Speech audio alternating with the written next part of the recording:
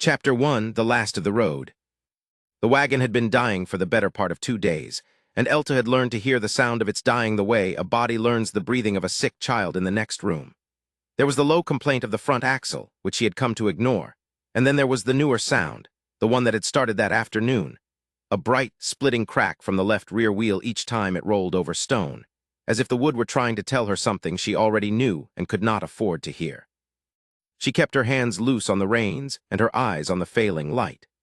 The plain ran out ahead of them, flat and gray and endless, the color leaching out of the grass as the sun went down behind a low shoulder of hills to the west. Somewhere out there was a road, or the memory of two ruts worn into the earth by wagons that had passed this way with somewhere to go. Elta did not have somewhere to go. She had somewhere to be away from, which was a different thing entirely, and it had carried her 4 days now across a stretch of the Wyoming territory she had no name for. Behind her, under the blanket, the children were quiet. That was the thing she noticed most and liked least. Children ought to fuss. Children who had eaten ought to whine and squabble and ask 1,000 questions with no bottom to them, and hers had done all of that once in another life that seemed to belong to some other woman. Now they sat in the wagon bed with their backs against the sacks of what little she'd been able to take, and they did not fuss, and they did not ask, and the quiet of them sat on Elta's chest like a stone.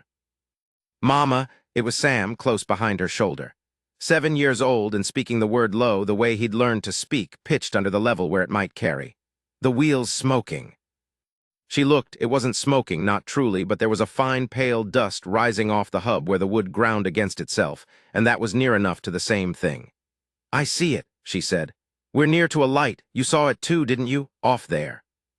"I saw it," he didn't say more. Sam had gotten thrifty with words the way some men got thrifty with money, hoarding them, spending only what he must. He had his father's dark hair and none of his father's ease, and Elta could not look at him long some days without her throat closing, because a boy of 7 should not sit as still as Sam sat, should not watch a grown man's hands the way Sam watched, waiting to read what they would do before they did it. June said nothing at all. June, who was 5, had her rag doll pressed up under her chin, and when Elta glanced back, she found the girl's eyes open and fixed on the darkening sky, and when Elta said, gently, "You warm enough, sugar?" the answer came in a whisper so small it nearly lost itself in the creak of the wagon. "Yes, Mama." Always yes, always a whisper. June had learned that a whisper drew no notice, and a child who drew no notice was a child who stayed safe, and Elta would have given her own right hand to buy back the ordinary, careless voice her daughter used to have. She faced forward again so the children would not see her face. The light she had seen was real. It had held steady through the last half hour of dusk, a single warm point off to the northeast, and as the dark came down it was joined by another below it, lamplight in a window, and beneath it something that might have been a fire in a yard. A house. Where there was a house there might be a barn, and where there was a barn there might be a place out of the wind where 3 people could pass a night without freezing, and Elta had stopped asking the world for more than that a good while ago. She was 300 yards from the light when the wheel gave up. It went with a sound like a shot, and Elta's whole body clenched around the memory of what a shot sounded like before her mind caught up and told her it was only the wheel, only the wood, the split running all the way through at last. The wagon lurched and dropped hard to the left, and June cried out, a real cry, torn out of her before she could catch it, and then clapped both hands over her own mouth as though she'd done something terrible. "It's all right," Elta said, already climbing down, already reaching back. "It's all right, nobody's cross, it's just the wheel, nobody's cross." She got June down, and then Sam, who came on his own, stiff-legged, and the horse stood blowing in its traces, spent past caring. She crouched by the ruined wheel in the last of the light and understood that it was finished. She had no tools to speak of and no wood and no skill, and even if she'd had all 3 she had no time, because time was the one thing she could never be sure of anymore. Somewhere behind her, a day back, or 3, or a week, she could not know a man was coming. She did not let herself picture his face. She only knew the shape of him the way you know weather. "We walk," she said. She said it lightly, the way you'd propose something pleasant. She'd gotten good at that. "Just to the light there, see it, just that far. We'll get warm and we'll figure the rest in the morning." She gathered June onto her hip, though the child was getting too big for it, and she took Sam's hand, and Sam let her, which told her more than anything how tired he was. "Just to the next light," she told them and told herself and started walking. The ground was uneven in the dark, and the cold came up out of it into her thin shoes. June's weight dragged at her arm and her back, and her arm burned, and there was a place on her ribs that had been aching for 4 days that flared with every step, an old ache with a shape she knew and would not look at directly. She kept her breath even for the children. Sam walked beside her without a word of complaint, though his legs must have been trembling as badly as hers, and every so often he turned his head to look back the way they'd come, out into the black behind them, checking, the way he was always checking now. She wished he wouldn't. She wished she could reach into him and pull the watchfulness out by its roots and give him back the boy he'd been. But she could not, and so she only squeezed his hand, and he squeezed back once and faced front again. She counted the light closer. A fence rose up out of the dark, rails set straight and true, and she followed it because a fence had to lead somewhere, and it led to a gate. That was when the dog began to bark. It came from the yard beyond, a deep, steady sound, more announcement than threat, and Elta stopped dead with her hand on the cold top rail of the gate and felt everything in her go still and small. A dog meant a man. A man in the dark, come out to see who stood at his gate. She knew that scene. She knew it in her body. She stood there with her daughter on her hip, and her son's hand crushed in hers, and she waited for the shape of it to come. And Sam pressed in against her leg, and June went rigid and silent as stone. A door opened. Light spilled yellow across a porch, and against it a man came out tall, unhurried, and he lifted a lantern, and Elta saw that his other hand held a rifle. Her heart dropped clean through her. But the man did not raise the rifle. He held it down along his leg, muzzle pointed at the boards of his own porch, and he came to the edge of the light and stopped there, deliberately, keeping his distance, and he set the lantern on the porch rail so that its light fell on him and not on them. It took Elta a moment to understand that he had done it on purpose, that he had put himself in the light and left them in the dark, and lowered his weapon, and stopped where he was, all of it a kind of language, all of it saying the same thing. I am not coming at you. Easy, Duke, he said to the dog, and the barking stopped. He looked at them across the yard. Elta could see him now, a lean, weathered face, brown hair going gray at the edges, eyes she couldn't read. 30s, maybe more. He looked at the woman and the child on her hip, and the boy pressed to her leg, and something moved behind his face and was put away. Elta found her voice and hated how it came out thin, braced, already apologizing. Our wagon broke down, the wheel, back there on the road. She swallowed. I don't want any trouble. I can pay. I've got a little. We only need some place out of the cold. The barn would do. We'd be gone at first light, and you'd never.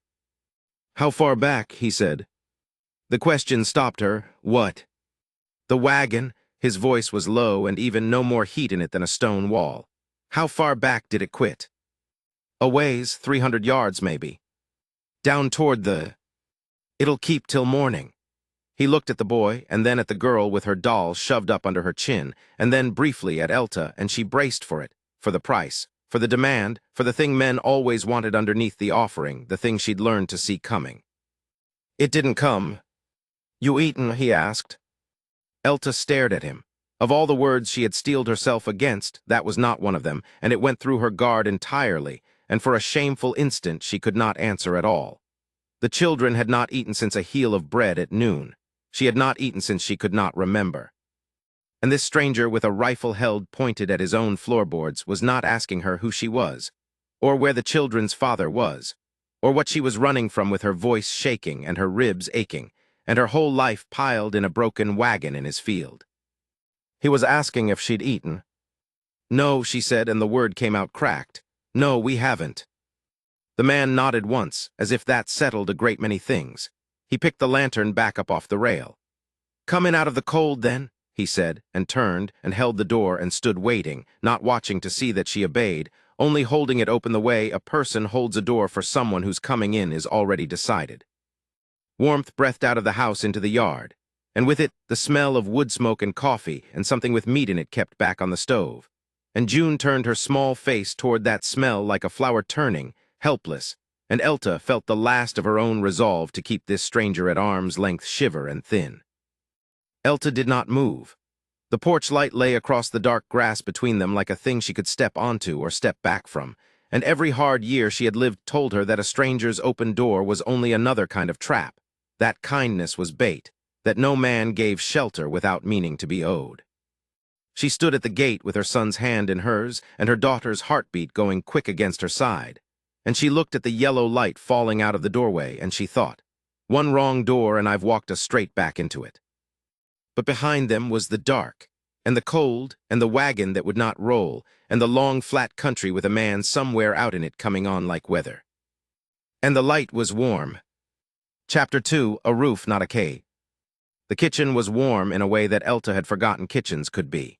Not the false warmth of a stove kept low to save wood, but a real, settled heat that came up through the floorboards and into the soles of her feet, so that after a moment she realized she had stopped shivering and hadn't noticed the exact instant it happened. Wade Corrigan moved around the room without hurry. He had set his rifle in a rack by the door, muzzle up, the way a man sets aside a tool he has no present use for, and he had not looked at it since.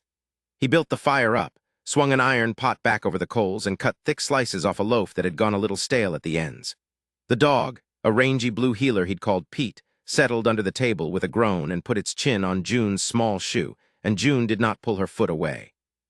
"Sit where you like," Wade said, and turned back to the stove. Elta guided the children to the long bench. Sam went stiff-legged, watchful, taking the seat nearest the wall where he could see the whole room at once. June wouldn't sit at all. She stood at the corner of the table with her rag doll pressed against her chest and stared at the empty chair Elta had pulled out for her, and Elta felt the familiar clench in her stomach. The child would not put her back to the door. She never would. Elta opened her mouth to coax her, to make it small and easy so the man wouldn't see, wouldn't ask, wouldn't decide they were more trouble than a night's bread was worth. But Wade had already seen. He came around the table with a bowl in each hand, set them down, and then, without a word, without a glance at Elta, without so much as a change in his face, he took hold of June's chair and turned it a quarter around so that the child could sit with the door in front of her and the wall at her back. He did it the way a man moves a chair that's simply in the wrong place. Then he set a bowl in front of it. "There," he said, to no one in particular, and went back for the third bowl. June looked at the turned chair a long moment. Then she climbed up onto it and sat, doll in her lap, and picked up her spoon. Elta had to look down at her own hands. Something had come up hot and sudden behind her eyes, and she would not let it out, not here, not in a stranger's kitchen. She breathed until it passed. The stew was plain, beans, salt pork, potato gone soft, and the children ate it like they had forgotten there was such a thing as being full. Sam bent low over his bowl with one arm curved around it, the old habit of a boy who'd learned that a plate could be taken away. June ate in small, quick bites, watching the door over the rim of her spoon. Wade did not remark on any of it. He ate slowly, his eyes on his own food, and when Sam's bowl was empty, he simply reached out with the ladle and filled it again before the boy could decide whether it was allowed to ask. "You'll want to slow down some," Wade said mildly to Sam. "It'll sit better." Sam looked up, startled to be spoken to. He searched the man's face for the trap in it. He didn't find one. He slowed down. When the eating was done and the children sat heavy-lidded in the warmth, Wade leaned back and looked at Elta for the first time in a long while, not hard, just direct, the way he looked at everything. "You're welcome to the night," he said. "Weather's turning and that wheel of yours is done. I can look at it come morning, but I'll tell you plain, I don't think it's worth the looking." "We won't put you out long," Elta said. The lie was already forming, smooth from long practice, and she let it come because a lie was armor and she had worn it so many miles. "My husband passed this spring. Fever. We're going on to my sister's out past Cheyenne. I had it figured closer than it's turned out to be, is all." She waited for the questions. We're past Cheyenne.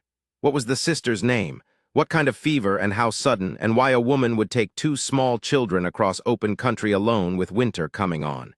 She had answers for all of it, thin as paper, and she braced herself to spend them. Wade nodded once slow. "Sorry to hear it," he said. And that was all. He asked nothing. He let the lie stand where she'd set it, whole and unpoked, and in the letting stand Elta understood something she couldn't have put into words, that the man knew, or knew enough, and had decided that her dignity was worth more to him than his curiosity. He was not going to make her pay for shelter in the coin of her own shame. She had never in her life met a man who wouldn't. "Sister past Cheyenne," Wade repeated, as if committing a true thing to memory. "That's a hard stretch this time of year. We'll see you set right first." We'll, as if it were a thing decided between them and not a favor she'd have to beg twice. He rose and took a lamp from the shelf.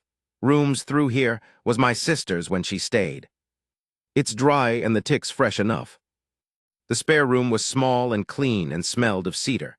There was a bed wide enough for the three of them, a washstand, a window shuttered against the cold.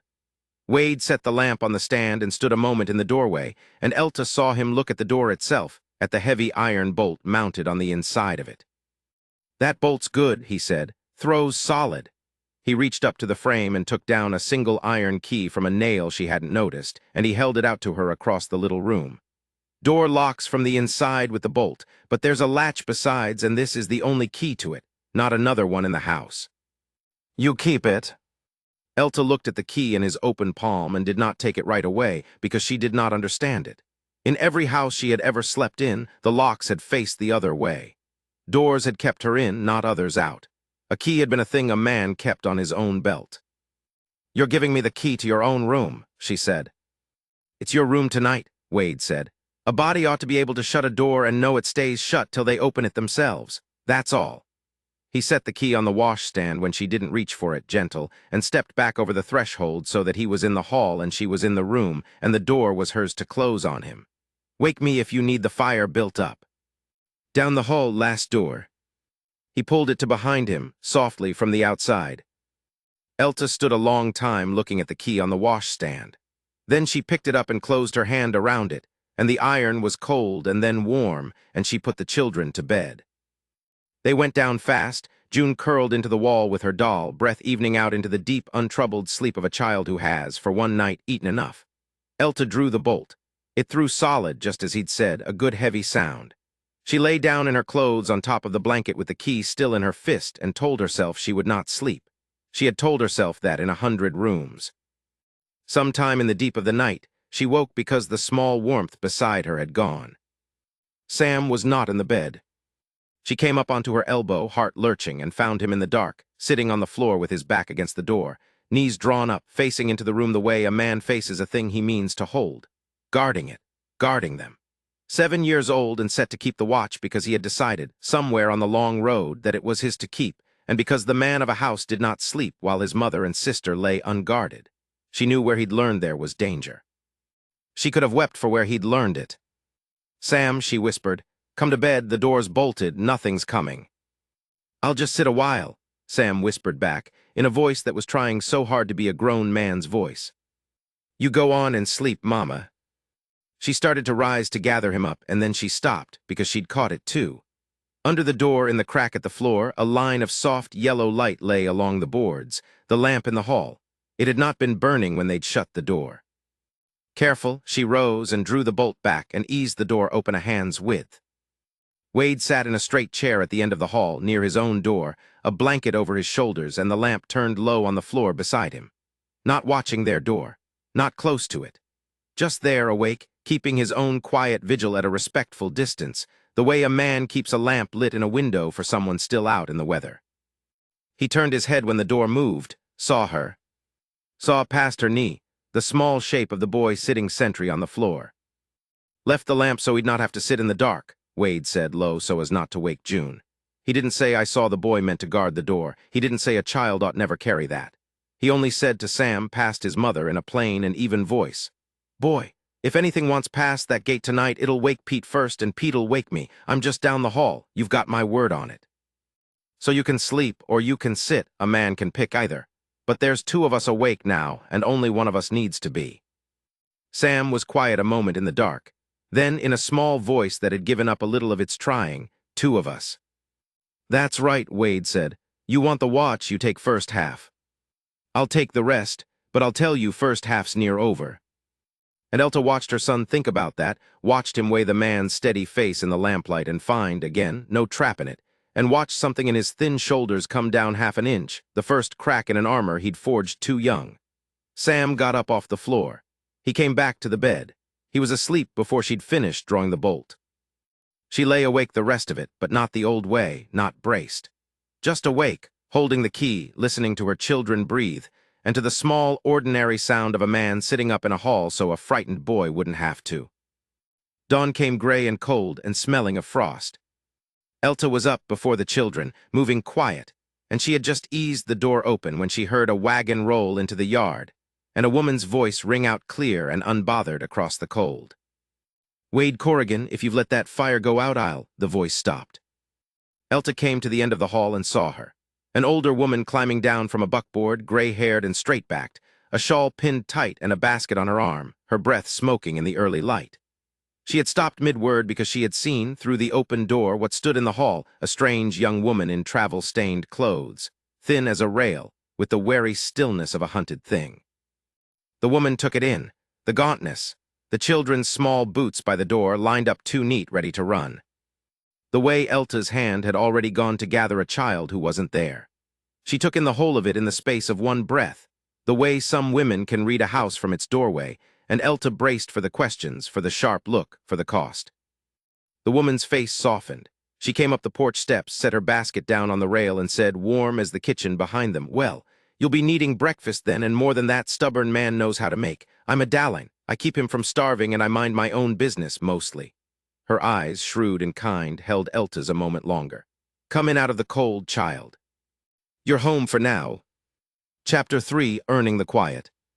Elta was up before the light had fully committed to the sky, and by the time Wade came in from the barn with the first pail of milk, she had the stove roaring and a skillet already warming on the iron. He stopped just inside the door, hat in his hand, and looked at her the way a man looks at weather he wasn't expecting. "You didn't have to do that," he said. "I know I didn't." She turned a strip of side meat with a fork and did not look up. "I did it anyway." He set the pail on the counter, and she waited for the rest of it, the ledger a man kept in his head, the tallying of what she now owed and how she'd be made to pay it. That was the way the world had run for her a long time. A roof cost, a meal cost. Kindness was only debt wearing a Sunday coat, and the bill always came.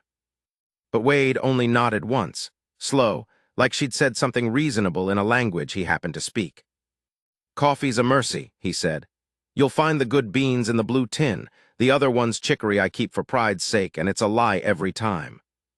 Something in her chest that had been holding its breath let a little of it go. "I want to work," she said, and now she did look at him, chin up, because this part she had rehearsed lying awake behind a bolted door. "For our keep. I cook, I mend, I haul water, I can gut a hog, and I can card wool, and I'm not afraid of a day of it. I won't take charity, Mr. Corrigan. Whatever we eat, whatever room we sleep in, I mean to earn. That's my condition of staying." She had braced for him to laugh, or to wave it off gentle and make her small with generosity, which was its own kind of chain. Instead, Wade considered her the way he'd consider a fence line, honestly and without hurry. "That's fair," he said. "A body doesn't rest easy in a house it hasn't paid into. I'm the same. A Dallin'll tell you I'm miserable to sit still." He hung his hat on the peg by the door. "There's mending piled in the chest by the window would shame a lesser man. My wife did it once. I've mostly just been losing the fight since." It was the first he'd mentioned a wife, and he said it plain, a fact set down without weight, and picked up the milk pail again before she could find a shape for her face. "Earn all you like.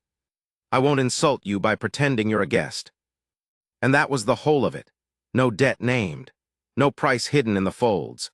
She stood there with the fork in her hand and understood, dimly, that she had won an argument she'd expected to lose, and that winning it had cost her nothing, and that she did not know what to do with the space where the fight should have been. The children found the shape of the place slow, the way animals do, one careful circle at a time. June discovered the barn cat first, a rangy gray tom with a torn ear and a low opinion of most things. And June, who would not speak above a whisper to any grown soul, sat in the straw for the better part of a morning saying nothing at all, her rag doll in her lap, until the cat decided of its own accord to fold itself against her knee. Elta, passing with a wash basket, stopped at the barn door and watched her daughter's small hand move over the gray fur, and watched June's mouth move, and could not hear the words, but knew from the shape of them that the child was telling that cat every secret she owned. It was more than June had said to anyone in a month. Sam took to Wade.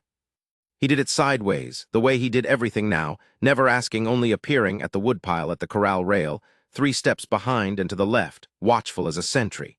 Wade never made him come and never made him go. He'd hand the boy a task without ceremony, hold this, fetch that, mind the gate, and Sam would do it with a fierce, trembling seriousness, waiting. Elta knew what he was waiting for. She knew because she'd taught him to wait for it without ever meaning to.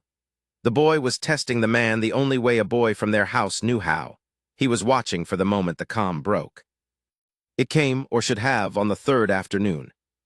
Sam was carrying a bucket of water across the yard, too full, both arms straining, and his foot caught a wagon rut and the whole of it went over, water and bucket and boy, sprawled in the mud, the bucket rolling loud against a stone. Elta saw it from the porch and her whole body went to ice because she knew this scene. She had lived this scene. A spilled thing, a raised voice, a small body braced for what came after. Sam scrambled up onto his knees in the mud and did not move to run and did not move to hide. He just looked up at Wade, who had turned at the noise, and the boy's face was white and set and ready. Wade looked at the boy, he looked at the bucket, he looked at the dark stain spreading in the dust. "Well," he said, "that's the good news." Sam blinked. "Bucket wanted washing anyhow," Wade went on, ambling over, and he put out a hand, not fast, not grabbing, just offered, open at the boy's level, and after a long moment Sam took it and was hauled up out of the mud onto his feet. Wade crouched, retrieved the bucket, turned it over in his hands. "See there, didn't crack. Good ash that. My grandfather made buckets, said a bucket that won't survive a boy isn't worth the wood." He handed it back. "Fill her half next time, half gets there. Full just waters the yard." And he turned and went back to what he'd been doing, easy as anything, as though nothing had happened, because nothing had nothing that lived in this yard anyhow. Elta pressed her knuckles to her mouth on the porch, and stood there until she trusted her legs again. It was the colt that undid her in the end. There was a young horse in the near corral, a leggy sorrel filly green as spring, and she did not like the halter, did not like the rope, did not like a hand coming toward her, and she'd fling her head and roll her eye white and crowd herself into the far rail trembling. Sam had taken to sitting on the top board watching her by the hour. "She's scared," Sam said one evening. It was near the most words Elta had heard him give the open air. "She is," Wade agreed. He was leaning on the rail beside the boy, one boot up on the low board. "Are you gonna make her mind?" Wade was quiet a moment. Out in the pen the filly watched them, flanks going, ready to bolt from a shadow. "No," Wade said. "You don't master a frightened thing, Sam, you can. Folks do, rope it down and rough it through till it quits fighting because fighting hurts worse than giving up." He said it without heat, but Elta, standing back by the pump with the dusk coming on, heard something underneath it, old and hard. "That's not gentled, that's just broke. Broke thing does what you say and hates you the whole time, and the first day you're not looking, it's over the fence." He reached slow into his coat, came out with a bit of something, held his palm flat and open on the rail and did not reach toward the horse at all. "You let it learn you. Let it come to figure on its own time that your hand's not a thing that hurts, takes longer, takes a power of standing still." The filly's ears came forward. She took one step and stopped and stood there shaking, deciding. "But what you get at the end of it," Wade said, so low it was near to himself, "that's yours, that's given. Nobody has to hold it down to keep it." The filly took another step, and she stretched her neck out long and trembling and lipped the sugar off the flat of his hand, and Sam made a small sound, a caught breath, wonder cracking his careful little face wide open. Elta stood by the pump with her hand gone still on the handle, and could not have said, if asked, whether she was watching the horse or the man or her son or all of it at once. Only that something in her chest that had been drawn tight for years, drawn so long she'd forgotten it was a knot, and thought it was just the shape of her, loosened by a single thread. It frightened her more than any raised hand ever had. Because you could guard against a raised hand. You knew what to do with a fist. You did not know what to do with a man who set his open palm on a rail and simply waited, and asked nothing, and let a frightened thing decide for itself whether to come. She looked away first. She always looked away first, but she'd felt it and there was no unfeeling it now. He was there in the evening later, when the children were in, hauling a last armload of split wood to the porch. And for a while neither of them said anything, which she was learning was Wade's native tongue and had begun, to her own surprise, to be a comfort rather than a threat. "Your boy's got a good stillness in him," Wade said finally, stacking the wood. "Buried under a lot of watching, but it's there. He watches everything." She heard how it came out and didn't soften it. "He learned too." Wade nodded and did not ask her to say more than that, and she was grateful, and she was suspicious of her gratitude, and both feelings sat in her at once the way they always did now. It was then she saw the rider. Out on the far road, past the low sweep of the grays, where the track ran along the ridgeline before it dropped toward town, a single horseman walking his mount slow. That alone was nothing. Riders passed. The road was a road. But he stopped. He drew up on the ridge with the last of the light behind him, so he was only a black shape against the yellowing sky, and he sat his horse and he looked at the ranch. Not passing, not watering. Looking the long, still, measuring look of a man reading a place, counting its doors and its lamps and its distances. Every drop of blood in Elta's body went to water.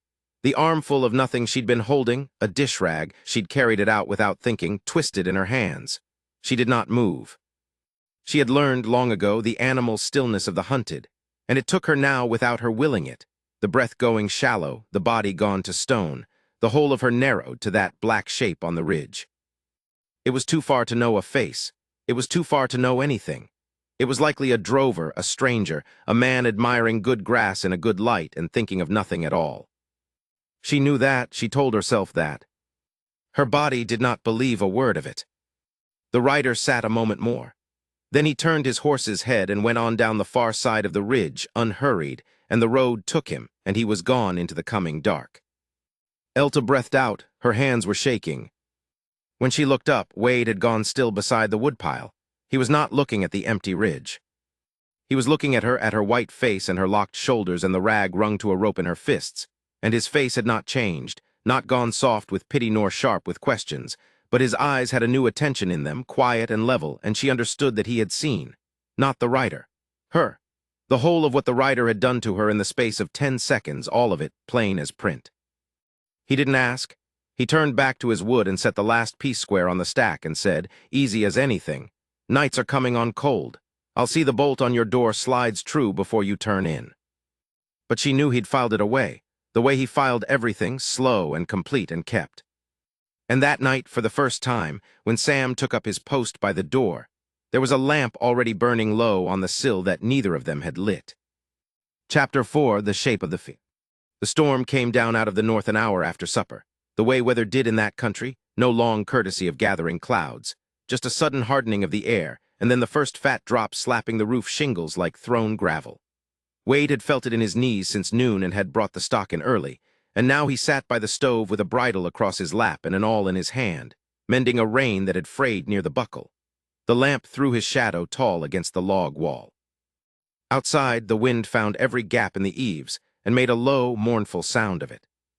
Elta sat across the room with the mending basket, though she had stopped mending some while ago. She held a small torn stocking in her lap and watched the window instead, where the lightning came in silent white sheets that lit the yard blue and then dropped it back into dark. Each flash showed her the same thing, the barn, the corral rails, the black shapes of the cottonwoods bending, and each time she looked as though she expected the flash to show her something else, something on the road. It'll blow through by morning, Wade said, not lifting his eyes from the awl. These come hard and leave quick, the ground needs it. I know storms, she said, then softer as if she'd heard how it landed. We had them worse than this where I come from. He let that be. He had learned in the weeks she'd been under his roof that she gave up small pieces of herself only when no one reached for them, and that reaching only made her close. So he pushed the awl through the leather and drew the waxed thread tight and said nothing, and after a moment she went back to watching the window. The children were asleep in the spare room, or had been. Sam had held out against the thunder as long as pride let him and then had gone stiff and silent under his blanket, which Wade had come to understand was the boy's way of being afraid without letting anybody see it. June had gone down easy, worn out from an afternoon of following the barn cat, her rag doll tucked under her chin. It was June who cried out. The sound came thin and high under the noise of the storm, and Elta was on her feet before Wade had fully registered it, the stocking falling from her lap. He heard it clearer then, not just crying, but words, a child's voice climbing toward panic. No, no, Papa, Papa, don't. Elta went white. She crossed to the spare room fast and quiet, and Wade rose and followed as far as the doorway, because it seemed wrong to trail her in and wrong, too, to sit by the stove and pretend he'd heard nothing. June was sitting up in the dark, her eyes open but not seeing, caught in that half place between the dream and the room. Her small hands were pushing at the air. Papa, don't, Mama. And then, waking, finding her mother's arms already around her, she dissolved into the ordinary weeping of a frightened child, which was somehow worse to hear because it was so plain.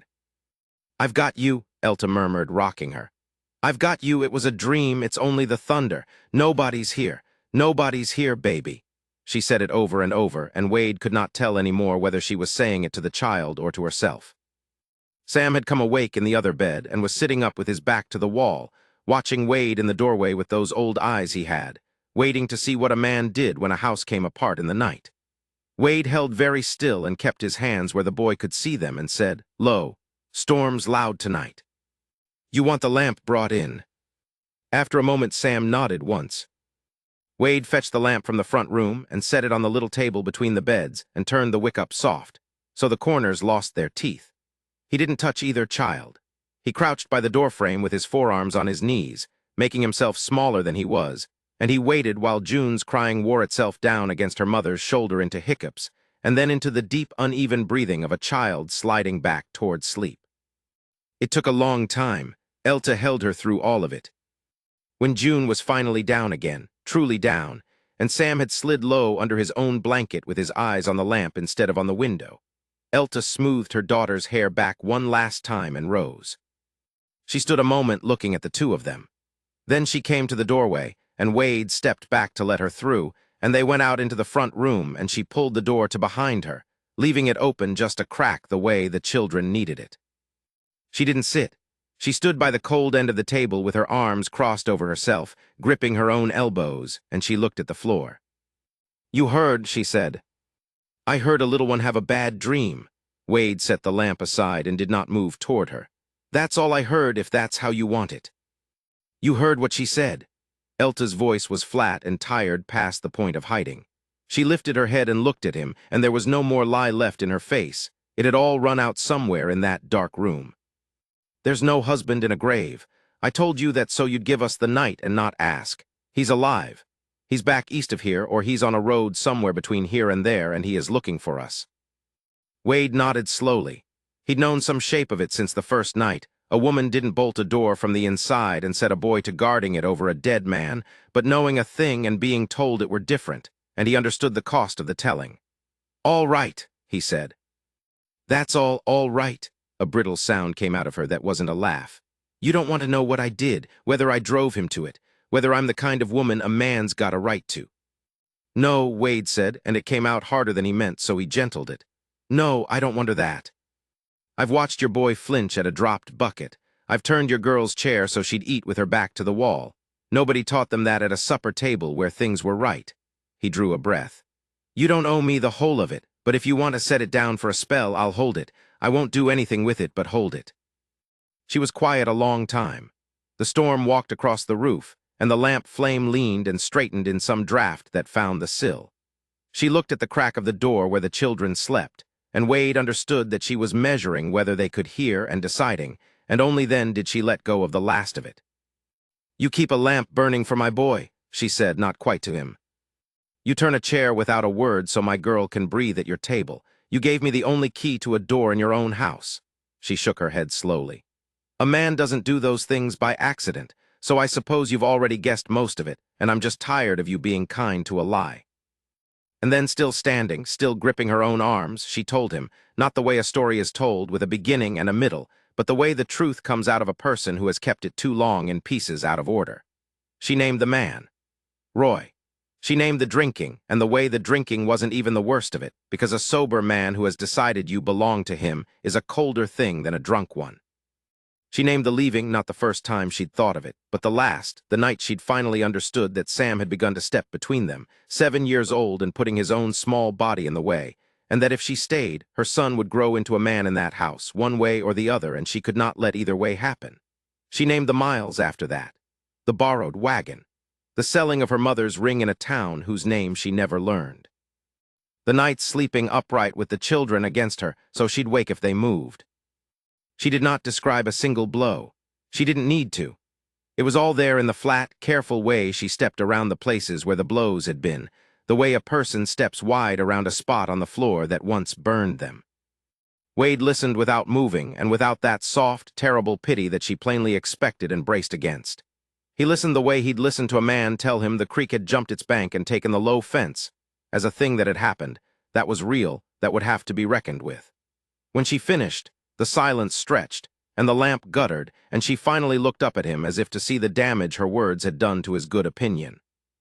"Elta," he said her name plainly. It was the first time he'd used it. "Look at me a minute." She did. "A man's word out here is about the only law that travels the whole way with him," Wade said. "There's not much else.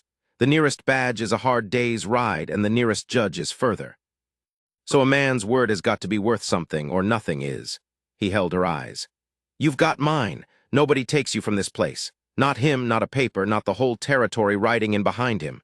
You and those two you're not passing through anymore unless it's you that decides it. That's my word." For a moment something moved across her face, a wanting so bare it hurt to look at. And then the old thing closed over it, the thing years had built, and she looked away. "Men say words," she said quietly. "I've had words. Words are cheap where I come from. It's the mornings after the words that a person learns what's true." It wasn't cruelty. It was almost an apology.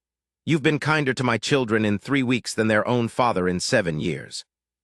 I'm not fool enough to miss that. But I stopped believing a man's mouth a long time ago, and I don't know how to start again just because I want to." "That's fair," Wade said, and meant it.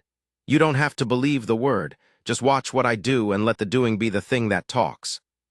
She almost smiled at that. It didn't quite arrive, but it started. "All right," she said, and this time it was her giving him the word back, small and worn but real. He banked the stove and left the lamp burning low, and she went in to lie down beside her children with the door open its crack, and the storm blew itself out toward dawn just as he'd promised it would. Wade did not sleep much. He lay in his own room listening to the drip off the eaves after the rain quit, and he thought about a road east of there, and a man on it, and about what a word was worth if a man wasn't willing to stand in a doorway and make it true.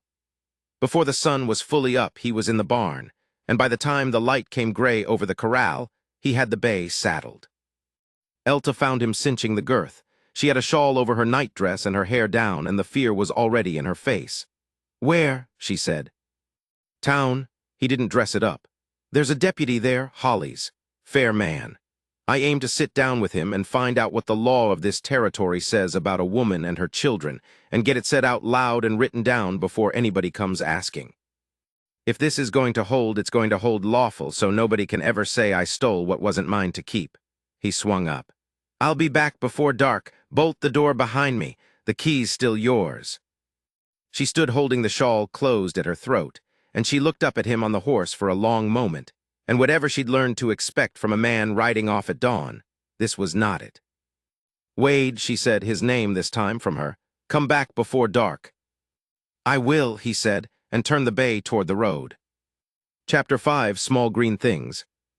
Sunday came in soft and gold, and for the first time in longer than she could count, Elta woke without her heart already running. She lay still and listened. Below, a stove door clanked and settled. June breathed slow beside her, the rag doll fallen sideways off the pillow. Sam's cot was empty, the blanket thrown back, and once that would have set the old cold hand at Elta's throat. Now she only rose, went to the window, and found her son at the corral rail with his chin on his folded arms, watching Wade fork hay to the horses in the blue morning light. The boy was not guarding anything. He was just watching. There was a whole world of difference in that, and she let herself feel it. By the time she came down, Miss Adaline had claimed the kitchen, moving through it like she'd built it herself, sleeves shoved to the elbow, a griddle already ticking with heat. "There she is," Adaline said without turning. "Sit down before you take the spoon out of my hand. It's the Lord's day." Even a working woman gets one morning she didn't earn. "I don't know how to do that," Elta said. "No, but you'll learn, given a place quiet enough to practice." She flipped a cake, and the smell of it filled the room, and Elta sat because her legs had decided the matter before she had. They came in for breakfast the way a family comes in, without meaning to arrange themselves, and arranging themselves all the same. Wade at the head. Sam at his right hand, having decided sometime in the last week that was where a man sat. June slid into the chair that no longer faced away from the room.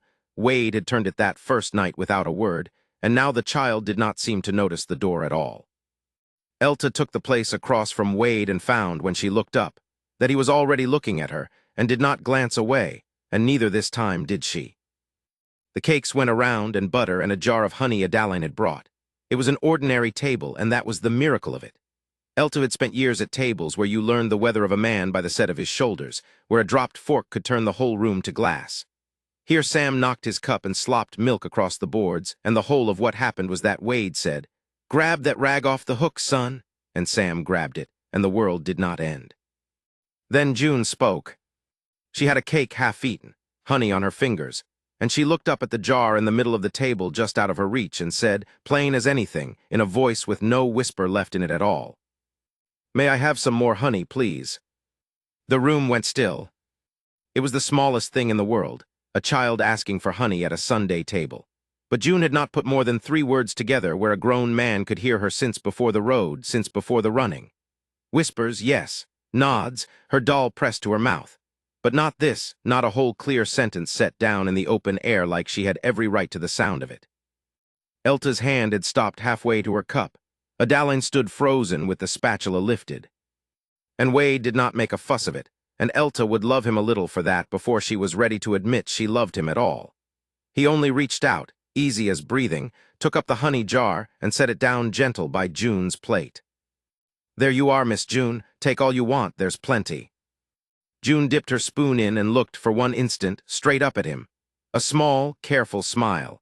The smile of a child testing whether a thing would hold her weight, and went back to her cake as though nothing had happened.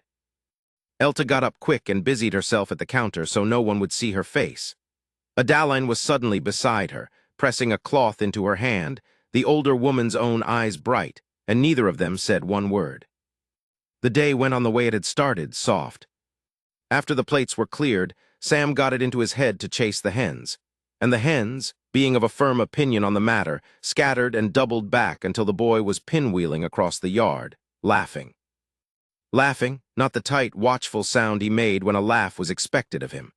A real one torn out of him, helpless and high and cracking in the middle, chasing a red hen that plainly considered him a fool. Elta stood on the porch with a dish towel forgotten in her hands, and watched her son be 7 years old. "He's fast," Wade said. He'd come up beside her, a shoulder on the post. "Faster than that hen thinks. She'll tire before he does." "He was born running," Elta said before she'd thought about the shape of the words. "Came quick, middle of a storm. Been trying to keep up with something ever since." She stopped. That was more than she meant to give. But Wade only nodded, like a man handed a thing worth keeping, and reached for no more. She turned her head and found him already turned toward her, and for a moment neither of them was watching the boy or the hens or anything but the other. His eyes were the color of creek water over stone, and there was a question in them he was too decent to ask out loud. Elta felt the old flinch rise up, the learned habit of dropping her gaze, making herself small, giving the room back to the man in it. She did not drop her gaze. It cost her something. But she held it, and it was Wade who finally looked away first, a slow warmth climbing under the weathered brown of his neck. "Best go rescue that hen," he said, "before your boy makes an enemy for life," and stepped down off the porch. And Elta stood there with her heart going like a colt in a new pasture, not from fear for once, but from the other thing she had no name for anymore. She was still standing there when Adaline came out drying her hands and stood beside her. They watched Wade catch the hen one-handed and hand it to Sam, the two of them crouching over it together, the man's big scarred hand and the boy's small one both smoothing the ruffled feathers. "That man," Adaline said at last, quiet, "has been quiet a long time, since he buried his Mary, going on 6 years now. I've watched him keep this place and keep every promise he ever made and not once say what it cost him." She glanced sideways. "You've made noise in him, Elta. First noise there's been in this house in a long while." "I didn't mean to," it came out small. "No, grief's like that, and so's the other thing. Neither one asks your leave." Adaline folded the cloth over her arm. "I'm not telling you to do anything. Lord knows you've had enough men tell you what to do to last 3 lifetimes. I'm only telling you what I see, so when the seeing comes to you, you'll know it's not a fool's notion." Elta watched Wade lift June, the girl had crept out to see the hen, and settle her on the top rail with a hand at her back so she couldn't fall. June let him. That was its own small green thing.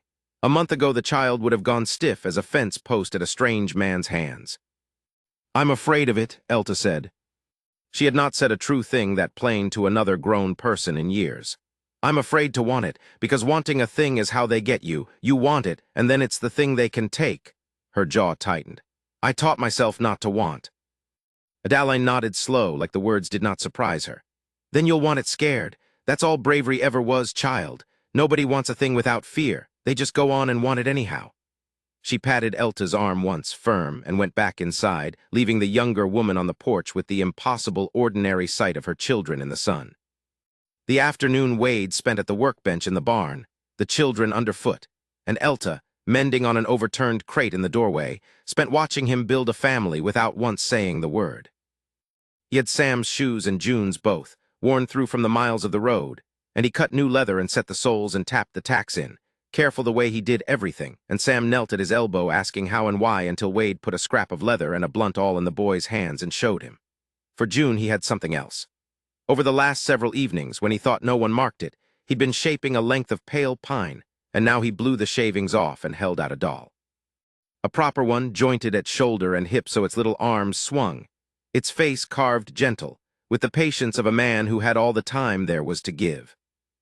"Your old one's a friend," he said, grave, "and you don't put a friend away. But she's tired, I figure, been a long way. This one can walk the fences with you while she rests." June took it in both hands and looked at it a long time. Then she looked at Wade and her mouth worked, and she said soft but out loud where he could hear, "Thank you." "You're welcome," Wade said, like it was nothing, like his own throat wasn't working, and turned back to the shoes. Later, when the small ones were down and the lamp was low, he taught Sam to read a brand, a scrap of hide with the Corrigan mark burned in it, a bar and beneath it a running sea. "So folks know whose is whose," Sam said, tracing it with a finger. "So folks know what's protected," Wade said. "A brand says this belongs to somebody who'll answer for it, somebody who'll come looking if it strays and stand for it if it's threatened. That's all a brand is, son, a promise burnt where it'll hold. There's worse things to be than something that's spoke for." Sam looked up at him, and Elta in the doorway saw the enormous careful question move over her boy's face, the one a child asks with his eyes when he doesn't dare the words, and saw Wade meet it and hold it and not look away. They might have gone on like that into the good dark of the evening, warm and unhurried, if the dog had not lifted its head off the boards and got up growling low, turning toward the road. Hooves, a single rider, coming slow and plain in the last light, not sneaking, a man who wanted to be seen coming. Wade rose and stepped out onto the porch, and Elta felt the whole day go tight in her chest, the old cold hand closing again after all. But it was only Deputy Hollis, swinging down at the gate, hat in his hand, something folded in the other. Wade went to meet him and they stood a while by the fence, two low voices Elta couldn't catch, and she watched Wade's back and read it the way she'd learned to read men's backs and saw it go still. Saw his hand rise and grip the top rail. He came back up the steps slow. Hollis had already turned for town. "Elta," Wade said her name gentle, which frightened her more than anything because gentle was what you got before the bad thing.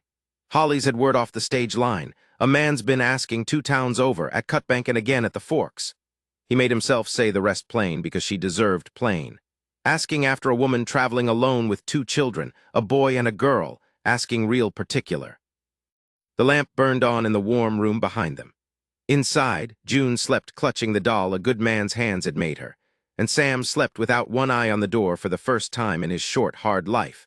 And the whole small, green world Elta had let herself almost believe in tilted quiet under her feet. "He's found the road," she whispered. "He's found a road, he hasn't found this house." He turned to her, and in the low light his face was as steady as the first night, steady as stone in a creek. "And he's got a long way to come before he does. We've got time, we've got the law started, and we've got neighbors. You hear me? You're not standing in this alone, not this time." Elta looked at him, and at the door behind him with the warm light in it and her children sleeping past it, and she found she could not tell any more where her fear ended and her wanting began. Adaline had been right. Maybe you only ever got them both at once. "All right," she said, and meant for the first time in years to stay. Chapter 6, The Line on the Map. The word came up the road on a Thursday, carried by a boy from the livery with mud to his knees and a note folded twice in his fist. Wade read it standing in the yard with his hat pushed back, and Elta, watching from the porch with a dish towel in her hands, knew before he looked up that the world had tilted. She had spent too many years reading the weather in a man's shoulders. Wade's shoulders had gone still in a way that stillness had no business going. He came to the porch slow, the note held down at his side the way he held the rifle that first night, deliberately, so it would frighten no one, but she was already frightened. "Holly's sent it," he said. "A man came through Ashford 2 towns east, asking after a woman traveling with a boy and a small girl, buying drinks and asking questions." Elta's hands folded the towel and unfolded it and folded it again. "Did he give a name?" "He gave a few. None of them mattered to the men he was talking to." Wade turned the paper so she could see Holly's cramped hand, though she didn't take it. "Nothing's certain in it. Could be a drover looking for his own people. Could be 100 things." "It isn't 100 things." Her voice came out flat and quiet, the voice she used to keep the children from hearing the truth of a room. "It's Roy. He doesn't buy drinks unless he wants something. He doesn't spend a coin he doesn't have to." Wade didn't argue with her. That was the thing about him she still couldn't get her hands around. He did not tell her she was being foolish, did not talk down the fear to make himself feel steadier. He simply took what she said and set it beside what he knew and let both stand. "Ashford's 4 days off if he's slow, 2 if he's not, and he asks the wrong man the right question along the way." Behind them, through the open door, came the small, ordinary sounds of the children, June murmuring to the barn cat she'd smuggled inside again, Sam's boots on the floorboards. The sounds Elta had let herself grow used to. That was the mistake. She saw it now, clean and cold. She had let herself grow used to it. "I'll start supper," she said, and went inside and did not start supper. She waited until the house was dark. It was the old competence, the one that had never fully left her, the knowing exactly what a body needed to travel and nothing more. She moved through the borrowed room by feel. The children's spare clothes rolled tight, the heel of bread from the crock wrapped in a cloth, June's rag doll, and then the new doll Wade had carved because June would grieve leaving it, and grief made a child loud on a dark road. Her fingers hovered over the carved one a long moment. She took it. She hated herself a little for taking it, as though she were stealing a piece of the man to prove he'd been real. Sam sat up on his pallet without a sound. 7 years old, and he woke like a soldier all at once, no drowsy in between. "Are we going?" he whispered. Not surprised. That was the worst of it, that he was not surprised. "Hush now, yes. Because of him." She stopped with a shirt half rolled in her hands. She had never once said the name to the boy, had gone to great lengths not to, and still he knew the shape of the reason. Children always knew the shape. "Because I'm your mother and I decide where we're safe," she said. "That's all it has to be about." Sam looked at her in the dark, and she was glad she couldn't see his face clearly, and he lay back down and did not argue, and that obedience was a knife in her because he had learned it from watching her fold herself small. She carried the first bundle out to the barn. The wagon stood where Wade had mended it, the split wheel sound now, greased and true. He had fixed the very thing that had failed her, the thing that had delivered her to his gate, and she was about to use his own kindness to leave him. She set the bundle in the bed and turned for the harness, and Wade was standing in the barn door. He had a lantern hooded low. He did not raise it to her face. He set it on the barrel by the door so the light lay on the ground between them and neither stood in it. "Thought you might," he said. Her breath went ragged. "Don't." "I'm not stopping you." He stayed where he was, hands loose at his sides. "A man that stops you is just a different fence. I'm not that. But I'll say my piece while you hitch, if you'll let me, and then you'll do what you'll do." She yanked the harness off its peg because her hands needed a task or they would shake. "Say it then." "You're leaving to spare me trouble." "I'm leaving to spare my children a war they'd be standing in the middle of." She threw the harness over the horse's back with more force than the animal deserved and murmured an apology to it, because she could not stand to be unkind even now, even to a horse. "He'll come here, Wade, to your land, your door. He'll bring whatever he's become since." She stopped. "You've been good to us past any owing. I won't pay you back by handing you a fight that's mine." "It stopped being only yours a while back." He said it plainly, no heat in it. "You want to argue whose fight it is, that's a longer talk. But hear the other thing first, because I think it's the true thing and the fight is just what's easy to say." He took a breath. Leaving never protected them. It only moved the day. She stood with her hands full of leather and could not answer. "You've been running how long? A month? More? And where's the road ended each time but at another dark, another gate, another wagon breaking under you? You outran the wheel. You didn't outrun him. He's 4 days back and gaining, same as he'd have been in Ashford, same as he'll be in the next place and the one past that." His voice stayed low level, the voice he used gentling a frightened animal, and she understood suddenly that he was using it on her and she was too tired to resent it. Running's not the safe thing. It only feels like the safe thing because it's the thing you know how to do. And staying is safe, it broke out of her sharper than she meant. Standing still while he rides up your road. Staying's not safe. I won't lie to you and say it, but staying, you're not alone in the dark of it. That's the whole of the difference, and it's the only difference I've got to offer you. He paused. Running, you carry it by yourself. You always have. The horse shifted. The lantern light lay flat and yellow on the straw between them. Somewhere out in the pasture, a cow lowed once and went quiet. You don't understand what you're standing in front of, she said, and her voice had gone from sharp to something worse, something small. In the eyes of the law, I'm his wife. That's not a word they made small out here, Wade, they made it iron. He can stand on any porch in this territory and say she belongs under my roof, and there are men with badges who'll nod and mean it. It isn't only his fists I'm running, it's the whole shape of things, the papers. The law that says a man may fetch his wife the way he'd fetch a strayed heifer. She was shaking now and let herself. You'd be the one in the wrong. You'd be the man keeping another man's family from him. You'd lose your standing and your name and maybe your land. And for what? For a woman too broken to even trust that you'd. She stopped. That I'd what? Wade said quietly. The thing she had not meant to say sat in the barn between them now, and there was no calling it back, so she said the rest of it, and it came out worn to the wood. That you'd still be standing here when it got hard. Nobody ever chose me over the easy thing, not once. My own father handed me to Roy to settle a debt and called it a wedding. Roy chose his temper over me every day we were wed. Her breath caught. I don't know how to believe a man will pay a cost for me and not, at the last of it, decide I wasn't worth the paying. Because I've never seen it. Not once in my life have I seen it, and I'm too old and too tired to gamble my children on a thing I've never seen. The lantern hissed. Wade did not move toward her. She was grateful for that. If he had crossed the light and put his hands on her, she would have come apart, and she needed her seams a while longer. That's an honest thing you just said, he told her. Honester than most folks manage in a whole life, so I'll answer it honest. He was quiet a moment, choosing the words the way he chose everything, slow and once. I can't make you believe it. Believing's not a thing another man puts in you. You'll come to it yourself, or you won't. All I've got is what I do. And what I do is I'll be standing here, not because you're mine to keep. Because I gave you my word, and out here a man's word is the only law that travels with him, and I don't spend mine and take it back. He looked at the wagon, at the small rolled bundle in the bed. You can drive off tonight and I won't lift a hand to stop you, and I'll grieve it quiet and go on. Or you can put that back, and we'll be scared together, and we'll do the next part with the law and with Hollies and with Adaline and every soul on this stretch that's known trouble, which is all of them.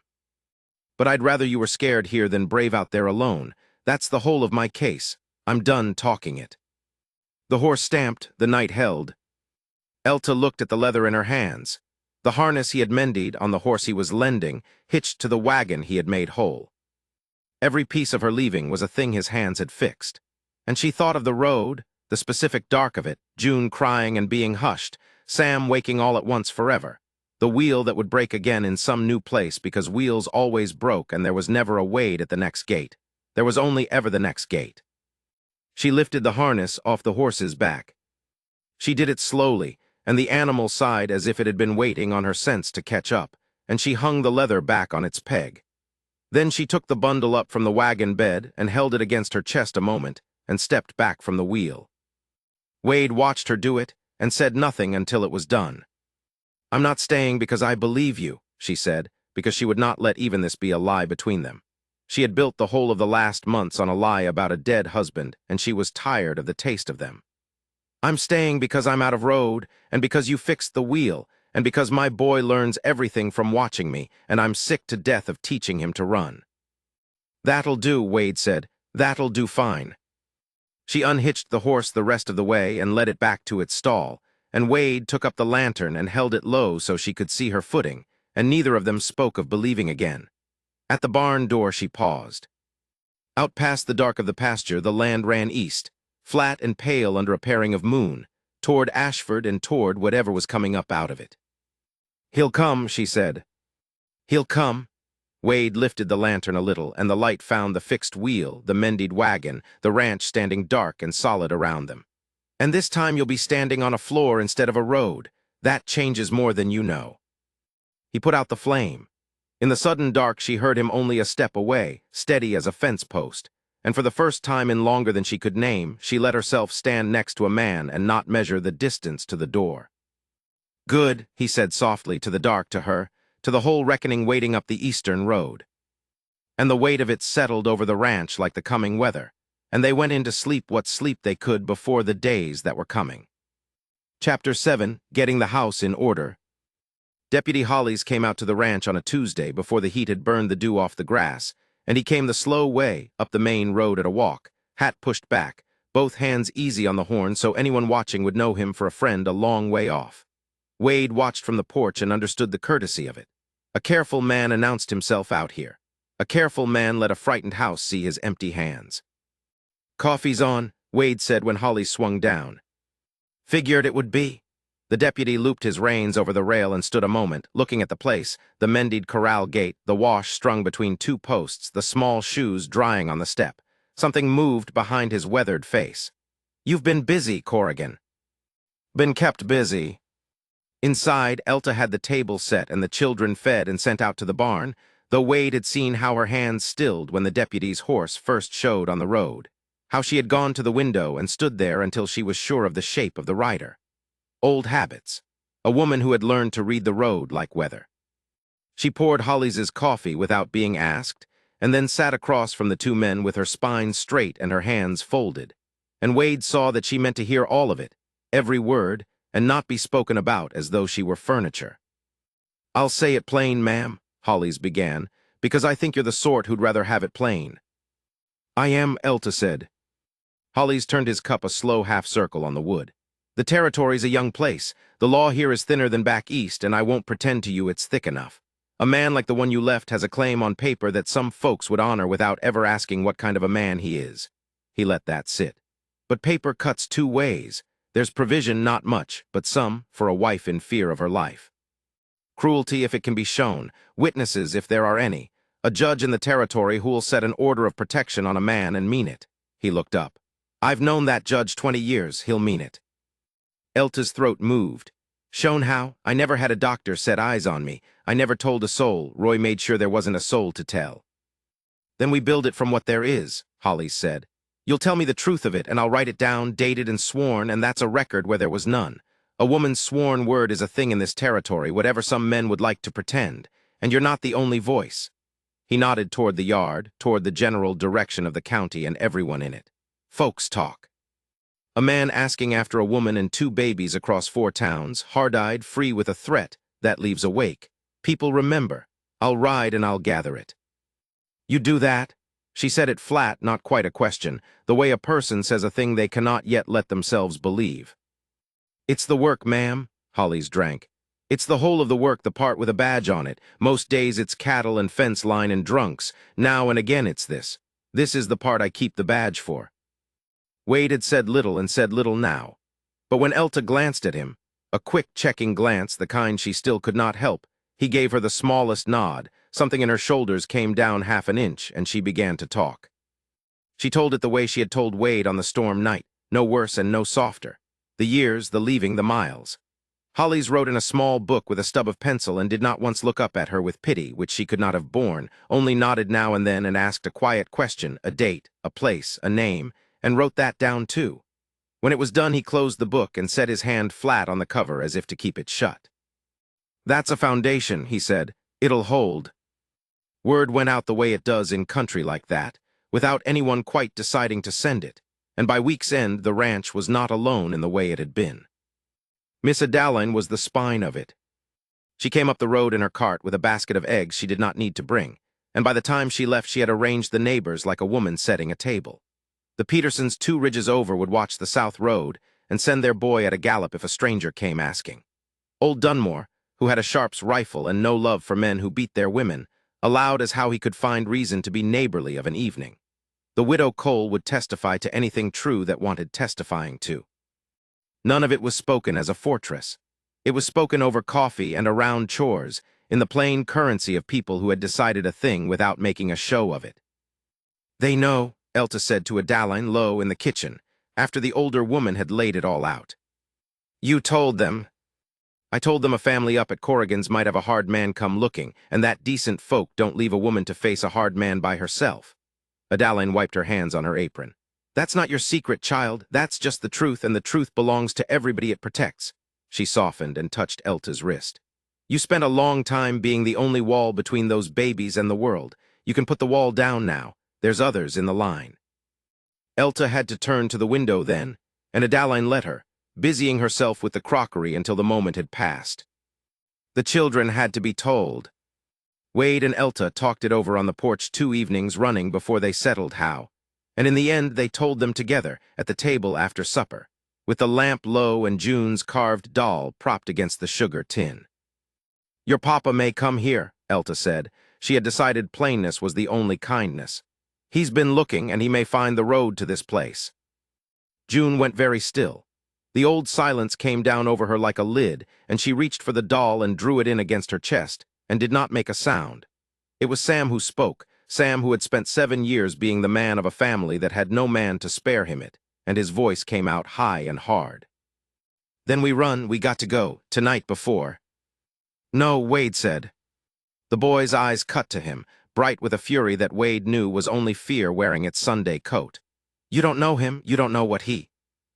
You're right, Wade said. I don't know him, but I know this. He put both hands flat on the table, slow, so the boy could watch them, could see they were only hands. You've been running your whole life, son. Running keeps you tired, and it keeps you scared, and it never once puts the thing behind you. It just moves it to the next town. I'm not going to teach you to run again. I'm going to teach you the other thing. What other thing? Sam's chin trembled. How to stand in a place and be too much trouble to move. Wade held his eye. You remember the colt. You remember I told you don't master a frightened thing, you let it learn you won't quit on it. That's what we're doing here.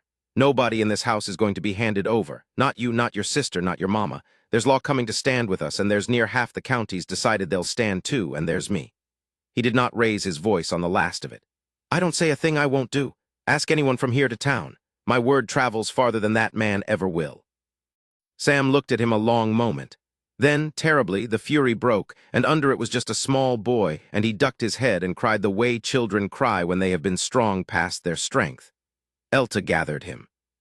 But Wade saw, they all saw, that the boy had reached out first and gripped Wade's forearm hard with one small hand before he broke, as if to be sure the arm was really there and really staying. He did not let go of it while he cried. June crept off her chair and came around and pressed herself against Wade's other side, doll and all, and said nothing. But she stayed, which for June was a whole speech.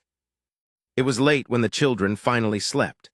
Elta came back out to the porch where Wade sat with the dog at his feet and the dark laid soft over the yard, and she lowered herself onto the step beside him, closer than she once would have, and for a while neither of them said anything at all. The night was full of the small sounds of a place at rest, the shift of stock in the barn, a night bird, the fret of insects in the grass. You were good with him, Elta said finally, with Sam. He made it easy. He wants to be brave. He just never had anywhere safe enough to try it. She turned that over. None of us did. Then, quieter, Wade, when this is done, if it ends the way you all keep telling me it'll end, I don't know what I am after. I've been a runaway so long I don't remember the woman before her. I don't know if there's anything left under it worth. There is, he said. You don't know that. I've been watching it come back for a month.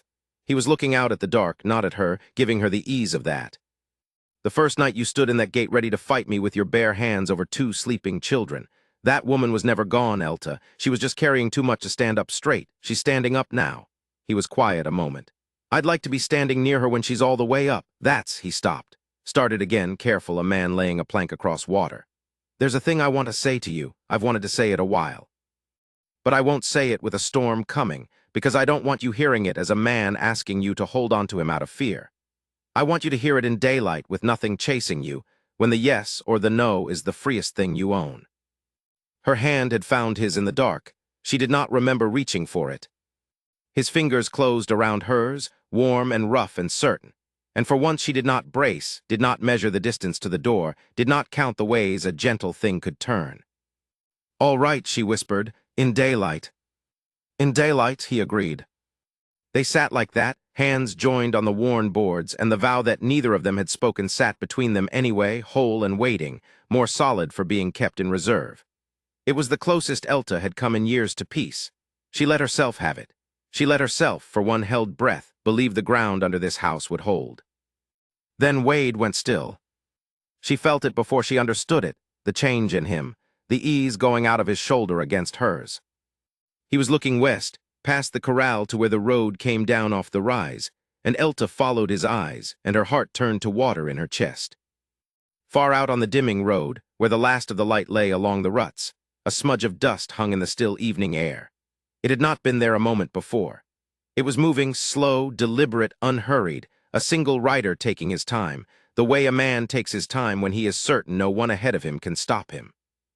Wade's hand tightened once around hers. He did not let go. "Go in the house," he said quietly. "Bolt the door, keep the children with you." He rose, and the dog rose with him, hackles lifting, a low sound starting in its chest. Wade set himself square at the head of the steps, and against the failing light he looked to Elta like something the land itself had put there, immovable. "Wade." "Go on now," still quiet, still somehow unafraid. "Those days are over, Elta, he just doesn't know it yet." She went, but at the door she looked back once at the man standing between her children and the dark, and at the dust drawing slowly nearer down the long road, and she understood that the storm they had been getting the house in order for had come at last. Chapter 8, The Long Night. The dust on the horizon road had a name, and by full dark it had a voice. Wade had brought them all inside before the last light bled out of the west.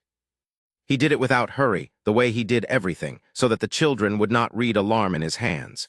He set the bar across the front door, drew the curtains, and moved the lamp back from the window so it would not throw their shapes onto the glass. Then he loaded the rifle at the table where Elta could see him do it, and he set it across his knees, and he waited. They did not have to wait long. The dog started up out in the yard, not the friendly complaint it made at coyotes, but a low, steady growl that lifted the hair on Elta's arms. Then a horse blew somewhere past the gate, out in the dark where the lamplight could not reach, and a man's voice came across the distance, easy and carrying, the way a man's voice carries when he wants you to know he is in no particular hurry. Elta. Just her name. She had heard him say it 10,000 ways in 7 years, and she knew everyone, and this was the worst of them, the soft one, the reasonable one, the one that came before the others. She had been standing. Now she was not sure her legs would keep doing it. She put her hand flat on the back of a chair and held on, and the years fell away from under her all at once, so that for a moment she was not a woman in a safe, warm room at all, but a girl in a cold kitchen learning to go quiet at the sound of boots. Her whole body knew that voice. It knew it the way a struck animal knows the hand that struck it, past thinking, past choosing in the muscle and the blood. Across the room June had gone very still. The little girl had been humming to her rag doll not a minute before, a tuneless small sound she had only lately dared to make out loud, and Elta realized the sound had stopped. June's face had emptied. She pulled the doll up under her chin and pressed her mouth against its stitched head and did not make a sound at all, not a whimper, not a breath they could hear, and Elta felt that silence like a hand closing around her heart. Weeks it had taken to coax words out of that child. One voice across a dark field had taken them all back. "Junebug," Elta whispered and crossed to her and gathered her up. The girl came weightless and rigid, all bird bones, and held breath. "He can't come in," Sam said. She turned.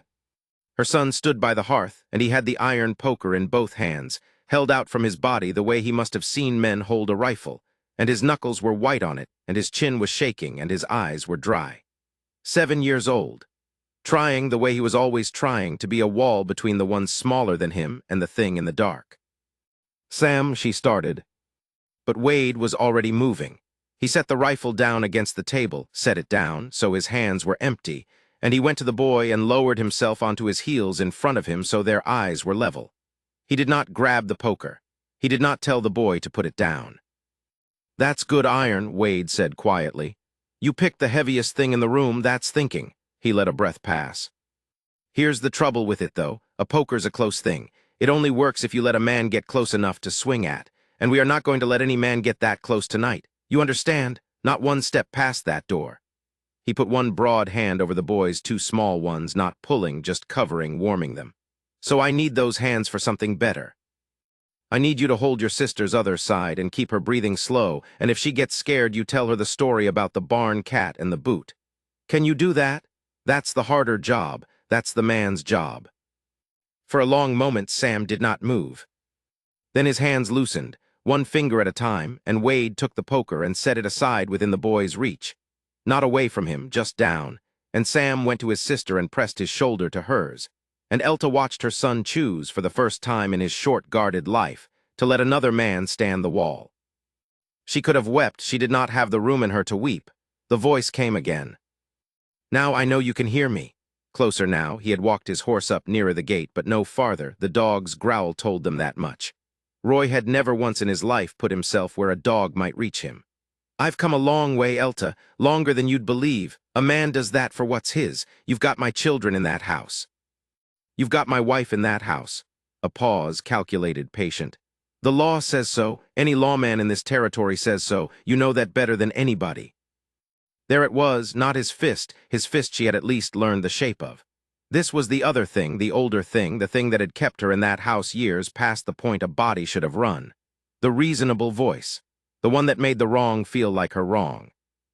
"You've shamed me across 3 counties, the voice went on, gentler still, and that gentleness was the cruelest tool he owned.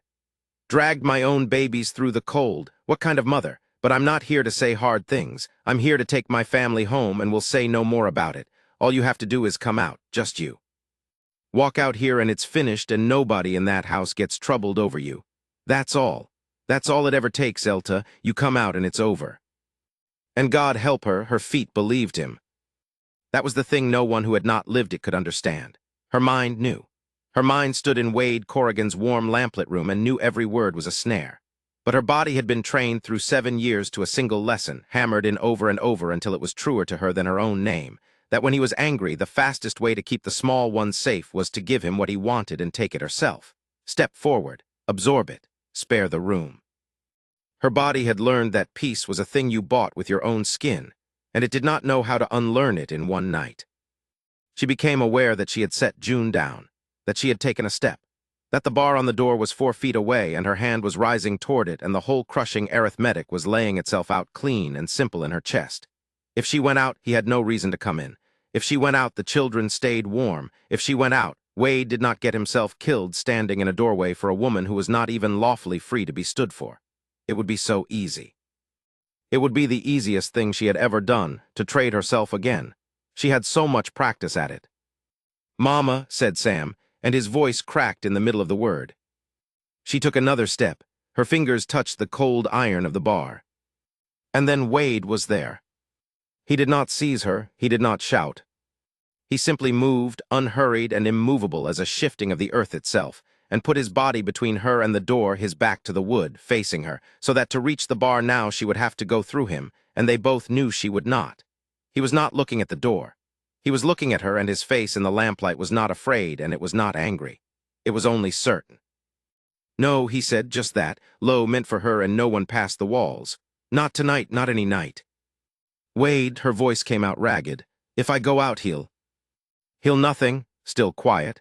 Still that terrible steadiness that she was only now beginning to understand was not the absence of feeling but the discipline of it.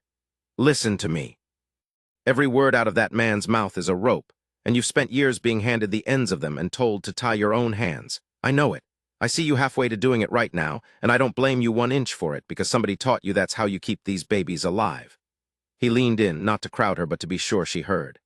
"But he's wrong about the law, and he's wrong about you, and he is wrong that this ends with you walking into the dark. Deputy Hollis has the papers. The documented cruelty, the witnesses. It is written down, Elta, in ink with the territory's name on it, and it is riding here with the morning. All that man out there has is the dark and his voice, and the dark ends. It always ends." Outside, the voice sharpened, the reasonable coat slipping just a thread. "Elta, I'm losing my patience with this." "There it is," Wade murmured, not even turning his head. "That's the true one. Hold on to that one. That's the man, not the words." He did not move from the door. "He can stand out there and talk till his throat gives out. He does not come through this wood, not while I'm alive against it, and I intend to be alive a good long while." She was shaking. She realized she was shaking, and that she had not lowered her hand, and slowly, slowly she let it fall from the bar. Behind her, June had begun, silently, to cry no sound, just the wet shine of it on the small, still face. And Sam had both arms around his sister now, murmuring something, the story about the barn cat and the boot, in a thin, unsteady thread of a voice, over and over. "I don't know how to not go," Elta whispered. It was the truest thing she had said in years. "I don't know how to just stay and let somebody else stand there." Something moved across Wade's face then, brief and deep. "I know," he said. "So tonight you don't have to know how. Tonight I'll stand it and you just have to do the one hard thing." His voice dropped lower still. "Stay in the light, that's all. You keep those two in the light and you leave the dark to me in the morning." Outside, Roy called her name again. And again. And the intervals stretched, and the reasonable voice frayed further at each turn, and somewhere in the small hours it stopped being reasonable at all and became only a man's voice going hoarse against a door that would not open, against a house that would not answer, against a woman who, for the first time in the whole long history of them, did not come out. Wade did not move from the door. Not to sit, not to shift the rifle from where it leaned in his reach, not to ease the plainly aching set of his shoulders. He stood the wall. Elta sank down at last against the far side of the hearth with a child pressed to either side of her. June's held breath finally loosening by degrees into the deep hitching sleep of the utterly spent. Sam's watchful eyes fighting and losing and fighting again to stay open. The lamp burned, the night held. It did not resolve the man was still out there and the papers were still miles off and nothing was finished. But the bar stayed across the door, and no one had walked into the dark, and Wade Corrigan stood between them and the whole of the world and did not so much as lean. "Dawn comes," he said once into the long quiet when he must have thought she was asleep. Not to her, maybe just to the door. "Dawn always comes." And Elta, who had spent 7 years believing that words were the cheapest thing a man owned, lay in the light with her children breathing against her, and found that she had begun, against everything she knew, to believe him. Chapter 9, Those Days Are Over. Dawn came gray and then gold along the eastern rim of the land, the way it always had, indifferent to the night that had gone before it. Elta had not slept. She sat at the kitchen table with June asleep at last against her shoulder and Sam upright on the bench beside her, the boy's eyes fixed on the door as though he could hold it shut by looking. And Wade had not moved from where he'd stood the whole black length of the night, near the threshold between them and the yard, a shape she had watched until the shape became the only steady thing in the world. The rifle leaned in the crook of his arm, down and away, the way it had been the first night she ever saw him. He had not raised it once. That, she understood now, was the whole of the man. He did not need to raise a thing to mean it. Out past the porch in the cold blue of the yard, Roy waited too. She could not see him from where she sat, but she knew the sound of him, the shift of a horse, a boot on hard ground, the long silences he used like a hand around a throat. Through the night his voice had come to them in pieces across the distance, low and reasonable and then not reasonable, and every word had been a hook cast into the old, worn place in her where she still half believed she owed him an answer. She had nearly gone to the door once. In the deepest part of the dark, when he'd said the children's names soft as a lullaby, she had risen halfway to her feet with the whole weight of 10 years pulling her toward the yard. And Wade had said, without turning, without heat, "You don't have to go anywhere you don't want to go." That was all. He had not ordered her to sit. He had left it hers. And so she had stayed, because for the first time the staying had been a thing she chose and not a thing done to her. Now the light was coming, and with it, hooves more than one horse moving steady up the road from town. Sam stiffened. "Is it him, more of him?" "No," Wade said. He tilted his head to the sound. "That's Holly's, that's the law coming, son, that's ours." Elta eased June down onto the bench and went to the window. 3 riders. Deputy Holly's in the middle, tall in the saddle, and behind him 2 men she half recognized from the church road, neighbors, ranchers, men who had nodded to her once and asked nothing. They came on without hurry, and there was something in the unhurriedness of them that undid her more than any gallop could have. They came like men who already knew how the morning would end. Wade opened the door. He did not step out swinging.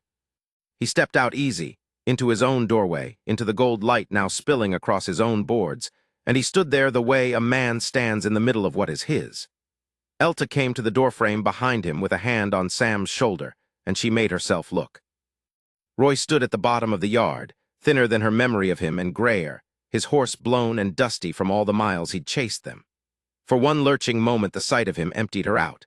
Then Holly's rode between, unhurried, and swung down, and the emptiness in her filled slowly back up with something that was not fear. "Morning, Wade," Holly's said like it was any morning. "Deputy." Holly's turned to Roy, and from his coat he drew a folded paper, and he held it up so the light caught it. "You'll be the man's been asking after this family 2 towns back. I've got a name for you, and I've got this." He let the paper fall open. "Territorial Order of Protection, signed at the courthouse. Sworn statement of cruelty. Witnesses to same. There's a case built here, mister, and it's built on stone." Elta did not hear all of what Roy said back. She heard the shape of it, the old reasonable voice, the words wife and mine and rights, the voice that had ruled her mornings for 10 years. But standing in Wade's doorway with the sun on her face, she heard it differently than she ever had. She heard how small it was, how it needed her to be afraid to work at all, and she was not, this morning, afraid. "The law don't care whose name is on a marriage paper when there's a woman with proof of what he done to her," Hollis said. "Not in this territory, not with me wearing this. You've no claim here that I'm bound to honor, and every man on this porch will say so in front of a judge." The 2 neighbors had come down off their horses. They said nothing. They only stood, one at each of Hollis's flanks, broad and quiet and immovable, and their standing there said the rest. Not alone, that silence said, not this one, not any more. Wade spoke then, once and low, and Elta would remember the whole of her life, the plainness of it. "You rode a long way," he told Roy, "to hear a thing you should have known the first day you raised your hand. She's not a thing you own. She's not out here for the taking. You'll get on your horse, and you'll ride out under the deputy, and you'll not come up this road again, not for her, not for these children, not for any reason under the sun. That's the last I've got to say to you. Hollis has the rest." He did not shout it. He did not step down off the porch. He said it the way he'd have said the sky was blue, and the certainty of it was worse for Roy than any fist, because there was nothing in it to fight. A raised voice you could rise against. But a man simply telling you the ground you stood on was not yours. There was no grabbing hold of that. Roy looked past them all then to Elta. She felt the pull of it, the old command in his eyes for her to come out and settle it, to spare everyone, to be the one who bent so the world could stay quiet. She stepped up level beside Wade into the full light, and she did not bend. "Go home, Roy," she said, and her voice did not shake. "There's nothing of mine there anymore. You spent it all." For a moment nobody moved. Then the fight went out of him the way water goes out of cracked ground, all at once and without dignity. Whatever he'd carried up that road, he could not carry it against the law and the neighbors and the woman who would not flinch. He turned his horse. Hollis mounted and fell in close behind him, and one of the neighbors after that, and the small procession went back down the road it had come up, smaller and smaller against the risen sun, until the dust settled and the road was only a road again. It was over. It was over so quietly that Sam kept staring at the empty road, as though he did not trust it to stay empty, and Elta had to press her hand flat against the doorframe to be sure the morning was real. Wade set the rifle inside the door. He did it deliberately, both hands, so she would see him do it, see him put the last of the readiness away. Then he turned to her. The neighbor who'd stayed touched his hat and withdrew toward his horse, giving them the yard, and June had come to the door rubbing her eyes, her rag doll trailing from one fist, and Sam stood pressed against his mother's side, finally letting the poker straight line of his shoulders come down. And Wade looked at the 3 of them standing in his doorway in the new light, and something moved across his weathered face that Elta had not seen there before, not relief, exactly. Arrival. Like a man who has finally reached a place he'd been walking toward a long time. He stepped close. He bent his head, and low, so that it was only for her, only between the 2 of them in the morning, he said it. "Those days are over." She felt it go through her like warmth through cold hands. "Nobody's hunting you again," he murmured. "Not on this road, not on any road. You don't have to keep one eye on the door. You don't have to run any more, Elta, not from him, not from me, not from any of it." He drew a breath, and the steadiness in him gentled into something that cost him, something she understood he was not a man used to saying aloud. "You're mine to stand beside now, all 3 of you, if you'll have it, not to keep, I don't want to keep you like a thing in a box, to stand beside, that's all I'm asking, that you'll let me stand where I'm standing." For 10 years she had heard men say words and known them to be cheap, spoken to get a thing, broken the moment the thing was got. She had learned that words were the beginning of the hurt. She had come up this man's road believing that with the whole of her body. But she had watched him for weeks turn June's chair from the door without a word. She had watched him leave a lamp burning for a frightened boy. She had watched him stand between her and the dark all night and never once make her feel it was a debt. And this morning she had watched him put the rifle away with both hands so she would see him do it. Words were cheap, but she knew now the difference between a word and a man who was only telling you the truth of the ground you stood on. "I'll have it," she whispered back, her own vow given not by a frightened runaway with one eye on the road, but by a woman standing in the light who had told her husband to go home and meant it. "I'll stand beside you, Wade Corrigan. Those days are over for me too. I choose this one." She had not known until she said it how long she had waited to be a woman who could choose. He lifted a hand, slow, giving her every chance to draw back, and cupped the side of her face, and she leaned her cheek into his rough palm and did not draw back at all. It was June who broke it. June, who had not spoken above a whisper in the whole time Elta could remember, who had come to the door dragging her doll and watched the bad man ride away down the road. She let go of her mother's skirt and reached up and took hold of two of Wade's fingers with her whole small hand, the way a child claims a thing that is finally, safely hers. "Wade," she said, clear, out loud, his name the first she'd offered him in all these weeks. "Wade, is he gone for real?" Wade went very still. Elta saw his throat work. When he crouched down to the child's height, his knees cracked, and he didn't seem to notice, and he took June's small hand carefully in both of his own scarred ones. "For real, little one," he said. "For good and for real, and this here's your house now, your road. Nobody comes up it that you don't want coming."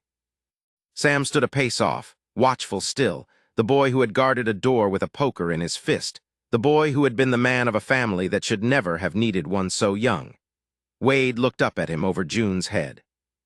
"That goes for you too, Sam.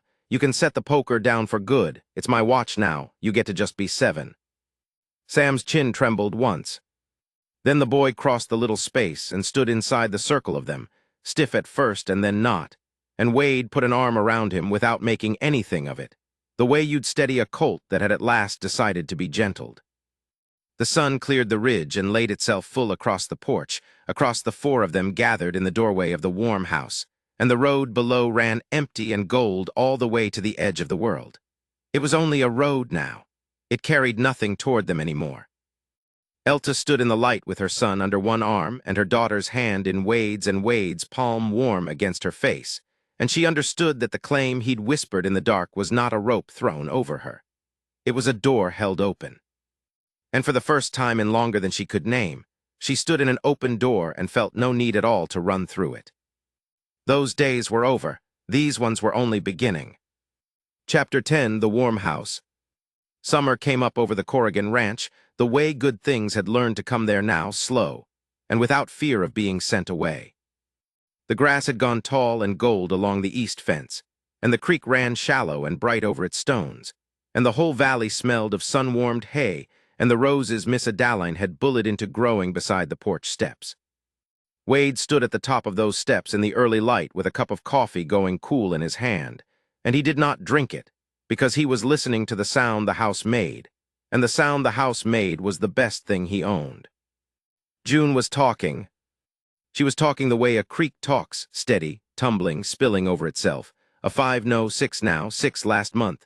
A 6-year-old's whole cargo of thoughts poured out onto the kitchen floor faster than any grown person could gather them. She was telling the barn cat about a dream she'd had. She was telling her mother that the brown hen was a coward. She was asking, for the 4th morning running, whether they might name the new calf Buttons, and whether Buttons could sleep in the house, and why not, and what if it rained. There had been a winter, not so long gone, when that child would not say a word above a whisper, and would not sit with her back to a door, and slept with a rag doll pressed so hard against her chest that the stuffing had gone flat. Wade remembered the whisper. He would remember it, he thought, until they put him in the ground. He set store by the chatter now the way another man might set store by gold. "Buttons is a fool name for a bull calf," Sam said from the yard, but he said it grinning and he said it tall. That was the other thing. The boy stood straight now. He'd come to the ranch with his shoulders already curved in like a man 3 times his age, braced for a blow, watchful of every raised hand and every raised voice, trying so hard to be the man of a family that had no room left in it for a child. Wade had spent the better part of a year teaching him, without once saying so plainly that he could put the weight down. That a boy of 7, 8 now, was allowed to be a boy of 8. And Sam had believed it slow, the way the colt had believed it, learning day by day that the hand coming toward him did not mean to strike. He rode now like he'd been born to the saddle, easy and unafraid, out along the fence line with Wade in the cool of the mornings, reading brands and mending wire and arguing cheerfully about the names of calves. His flinch was gone. Wade had watched it go the way you watch snow leave a field. You never catch the moment. You only notice one day that the ground is bare and green. Elta came out onto the porch and stood beside him, and he handed her the cooling coffee without being asked, and she drank it without asking, and that easy wordless traffic between them was its own kind of vow, spoken every day. "She wants to name the calf Buttons," Wade said. "I heard. I'm inclined to let her." "I know you are." Elta's mouth curved. "You let her name the rooster Reginald. We have a rooster named Reginald Wade Corrigan. Men ride past this place and hear me calling Reginald and think we've lost our senses." "Let 'em think it." He looked at her sidelong. The morning was on her face, and there was color in it and weight back on her frame, and her eyes went out across the valley without once flicking to the road to see who might be coming up it. That was the change he could hardly speak of, even to himself. She had come to his gate a hunted thing, glancing over her shoulder at everything, braced always for the demand that never came. And somewhere across the seasons she had set the watching down. She stood on her own porch in the sun and looked at her own valley and was afraid of nothing in it. The road was empty. It stayed empty. It had stayed empty for a long time now. Roy was gone. Deputy Hollies had seen to the last of it in town, quiet and lawful, papers and a judge and the whole machinery of a territory that had, in the end, decided a woman was not a thing a man could ride out and reclaim. There'd been word once, months back, that he'd gone north and then east, out of the territory altogether, a man with the law's flat refusal at his back and no more welcome anywhere near this valley. Hollies had brought the news himself, hat in hand, and had said it plain so the children could hear it and be done being afraid. He won't be back. It's finished. It's finished for good.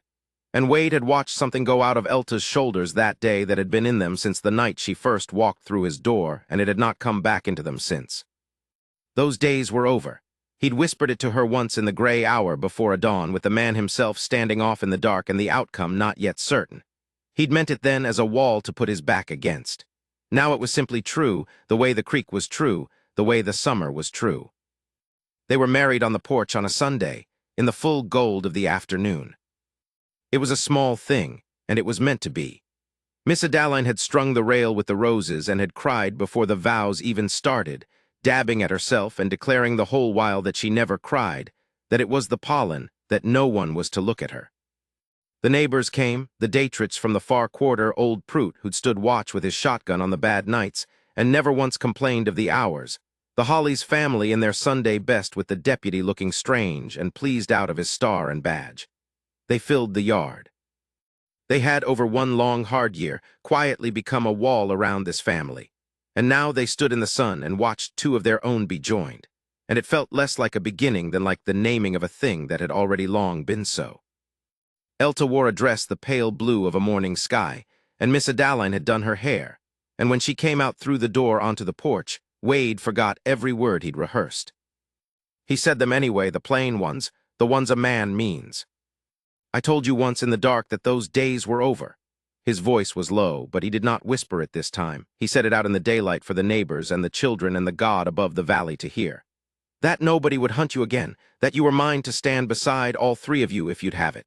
I said it when I couldn't yet promise the morning. I'm saying it now in the sun where I can. I'll stand beside you the rest of my days. I'll not raise a hand nor a hard word to you or these children so long as I live. You came here running, and I'd have you know you've come to the end of the running. This is your house. It always was from the first night. I'm only making it lawful." And Elta, who had come to his gate unable to believe that words weren't cheap, that a man wouldn't break them the moment they cost him, looked at him with dry, steady, open eyes, because she believed him now, and had for a long while, and set her own vow back not as a rescued thing grateful to be saved, but as a woman who had found her own 2 feet again and chose, freely, where to plant them. "I spent a long time thinking I had no strength left in me," she said. "You never once tried to be my strength for me. You just made a place quiet enough that I could find my own again. That's why I'll have you, not because you saved us." Her voice held. "Because you stood aside and let me learn I could stand. I choose you, Wade, in the daylight, with everyone looking." Sam stood up front in a collar that Miss Adaline had starched near to breaking, and he was grinning so hard it must have hurt. And when the plain words were done and Wade bent and kissed Elta soft in front of the whole watching yard, it was Sam who let out a whoop that startled the roses, and the neighbors laughed, and June went spinning down the porch steps in her small good dress with her arms flung out at the summer. The rag doll had been retired.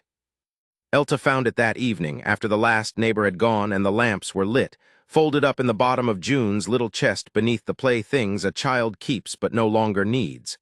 The stuffing had come back into it over the seasons. It wasn't pressed flat anymore. June hadn't slept clutching it in months. She slept, these nights, sprawled and open-armed across her bed the way a child sleeps who has never once had cause to keep one eye on the door. And Elta stood in the doorway a long moment looking at that, at the flung-out arms and the open hands, and had to press her wrist against her mouth. Wade found her there. He didn't ask. He'd learned this year all the things that didn't need asking.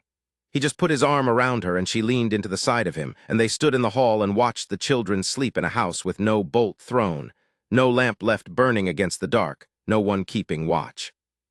"He called you Pa today," Elta said quietly. "Sam did. When you were setting the calf's leg, I heard him. He didn't even notice he'd done it." "I noticed." Wade's voice came out rougher than he meant. He cleared it. "I wasn't going to ask him for it. A name like that, a boy's got to give it, can't be taken." "He gave it." "He gave it," Wade agreed, and didn't trust himself to say more. At golden hour they sat out on the porch, the two of them, the way they had that first careful night a lifetime ago when he'd almost said the thing and she'd almost let him. The valley went to Copper and then to Rose. Somewhere down by the barn June was still lecturing the cat, and Sam's boots scuffed the loft above the horses, and the creek ran on over its bright stones the way it would keep running long after all of them. Wade took Elta's hand where it rested on the arm of the chair, and she turned it over and laced her fingers through his without looking, easy, certain, the way you take hold of a thing that is yours and means to stay. "You warm enough?" he asked, because the evening was coming on. "I'm warm," she said, and she was warm clear through, in a warm house on a warm porch in a valley that no dust rose in and no rider came up unwelcome. She'd come to this gate at the last of a hard road with 2 hungry children and no daylight left and nothing in the world but the will to reach one more light. She had reached it. It had turned out to be a home. "Those days are over," Wade said, soft, the old vow, the true one. "They are," she said. "And these new ones are just getting started." The last of the sun slid down behind the western fence, and the lamps glowed gold in the windows behind them, and the house held its family the way it had learned to, warm and whole and afraid of nothing that the night might bring. There was nothing coming up the road. There never would be again. There was only the summer and the children and the two of them on the porch with their hands laced together, home at the end of all that running and staying.